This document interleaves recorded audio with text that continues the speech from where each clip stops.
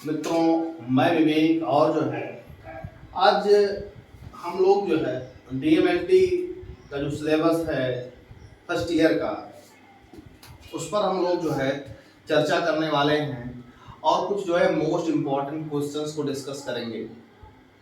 और चूंकि बच्चे वो बहुत ज़्यादा पूछते हैं कि जो है क्वेश्चन कहाँ से आने वाले हैं, तो आज हम लोग जो है उसी पर बात करने वाले हैं। ठीक है, तो जो है हम लोग शुरुआत कर लेते हैं। और देखो यार, क्वेश्चंस को जो है हम लोग सिलसिलेवार तरीके से डिस्कस भी करेंगे। ठीक है, इसके बाहर चीजें नहीं आनी है और हम आज इस बात को आप लोगों को कंफर्म कर दे रहे हैं, जो चीजें हम बोलेंगे चीजें वहीं से ही आएंगी। ठीक है,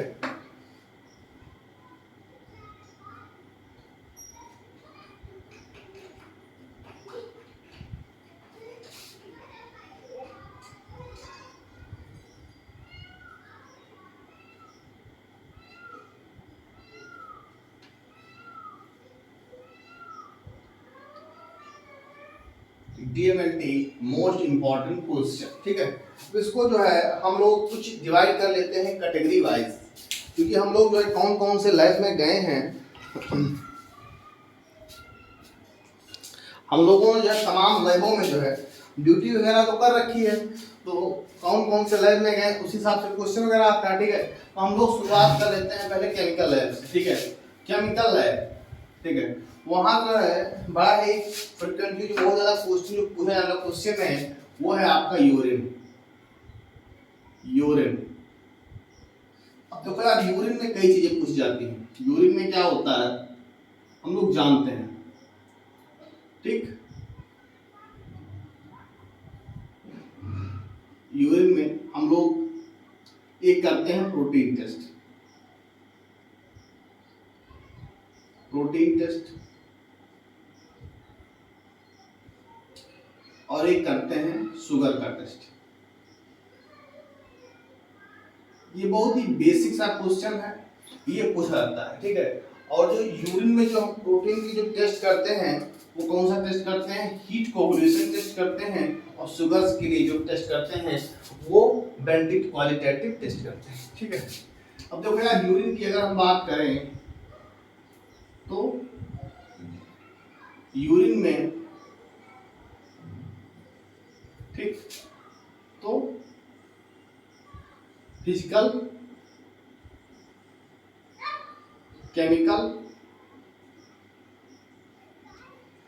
और माइक्रोस्कोपिक,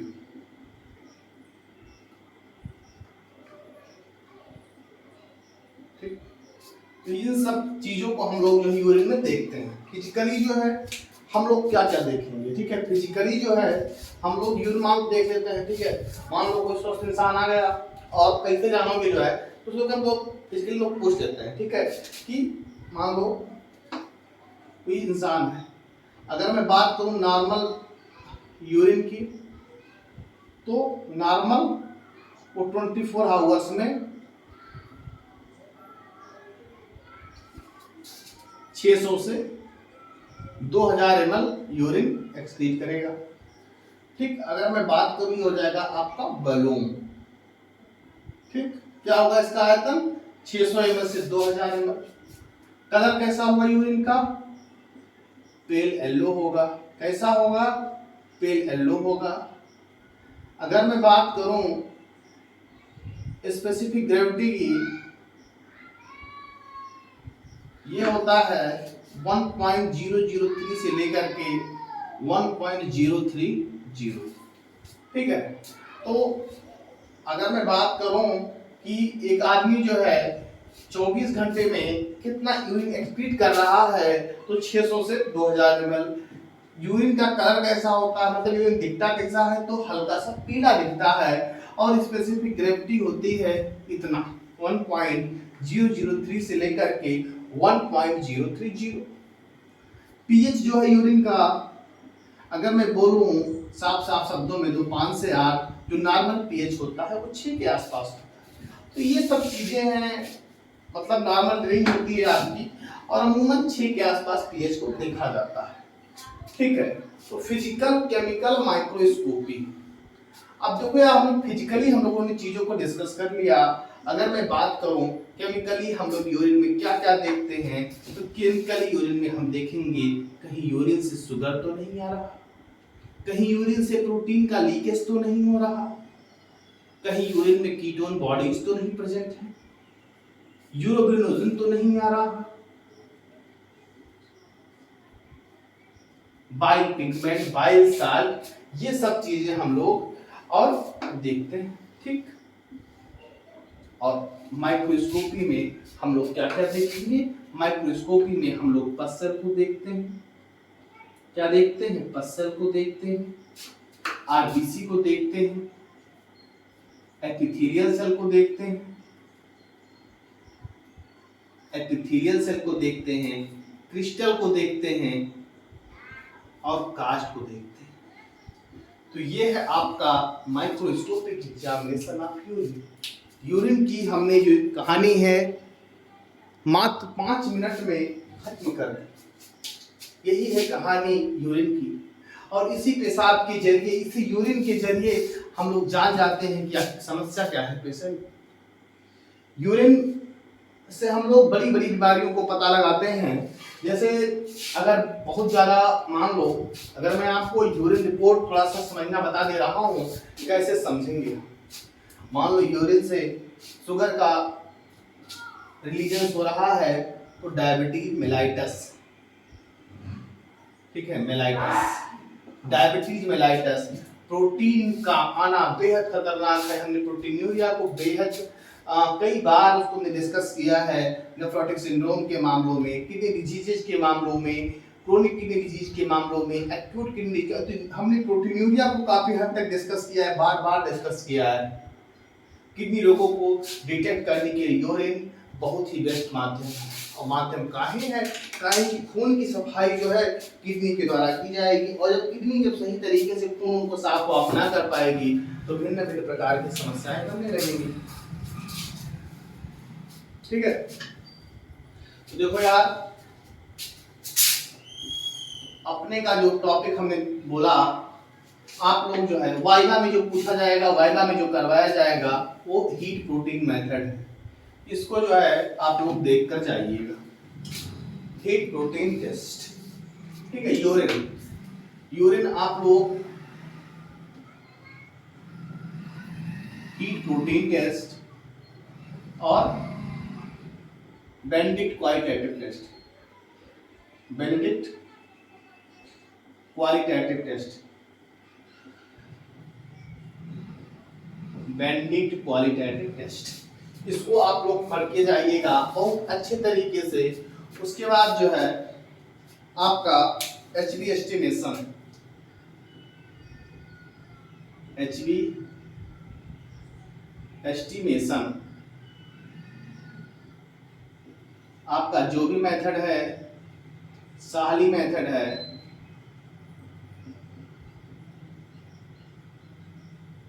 ठीक, साइन मेथड है, ठीक, तो सारी मेथड हो गया, साइन मेथड हो गया। तो जो भी एचबी एस्टिमेशन की जो मेथड है उसके बारे में आप लोग देख लीजिएगा, नॉर्मल एचबी की रेंज क्या होती है। उसके बाद जो है अपना जो ब्लड के बारे में मतलब बहुत अच्छे से उसको आप लोग देख कर जाइएगा। उसके बाद जो है कहानी ईएसआर, बोले तो erythrocyte sedimentation rate, erythrocyte sedimentation rate, ठीक। ईएसआर का फुल फॉर्म होता है, इसमें जो मेथड होता है, एक होता है विंट्रोब मेथड,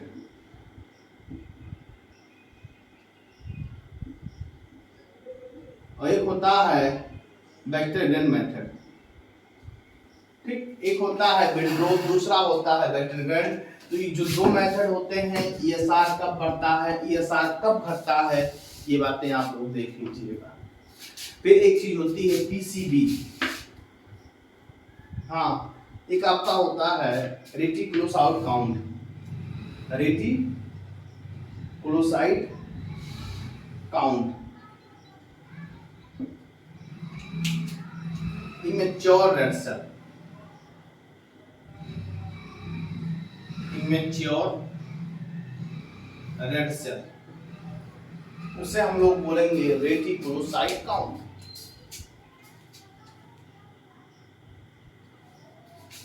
ठीक, तो रेटिकुलोसाइट काउंट, इसको आप लोग जो है कहीं से देख लीजिएगा।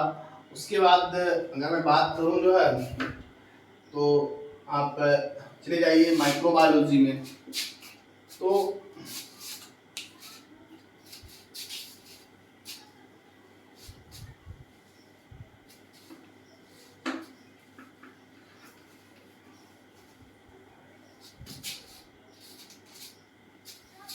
अगर मैं बात करूं जो है कल्चर मीडिया पे,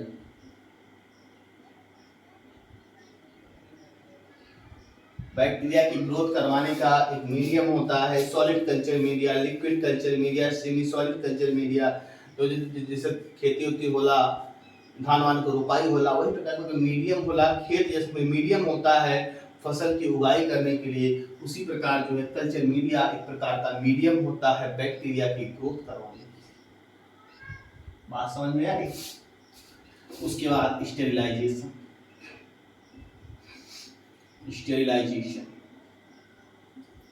इसमें भी जो है dry heat, moist heat, physical, chemical और इस तरह के मेथड होते हैं। स्टेरिलाइजेशन कैसे किया जाता है, एक होता आपका फिजिकल मेथड, एक आपका होता है केमिकल मेथड। ठीक, तो स्टेरिलाइजेशन को आप लोग पढ़ के जाइएगा। Difference between gram positive and gram negative bacteria, difference between gram positive and gram negative bacteria, difference between gram positive and gram negative bacteria.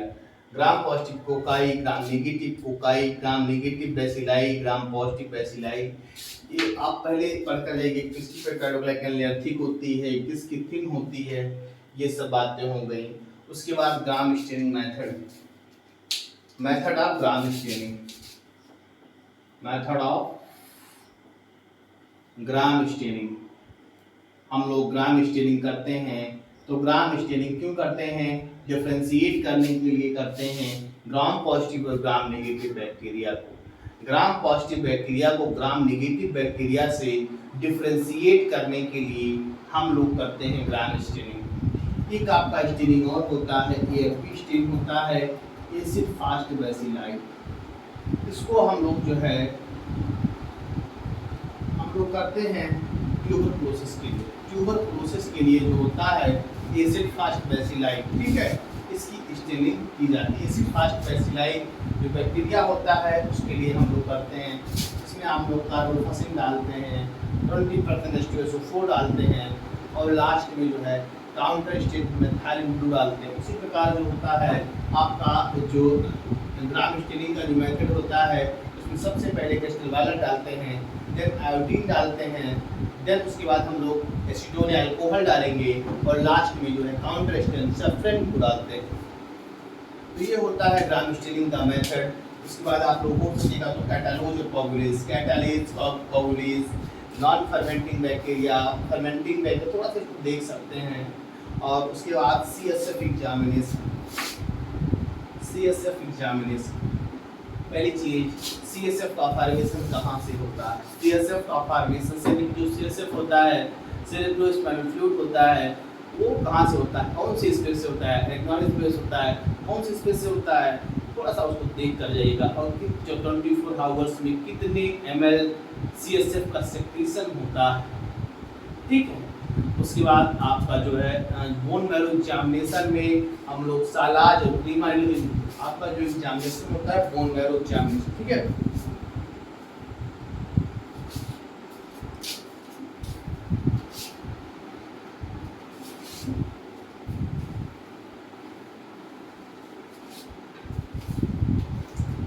एक आपका होता है बोन मैरो एग्जामिनेशन,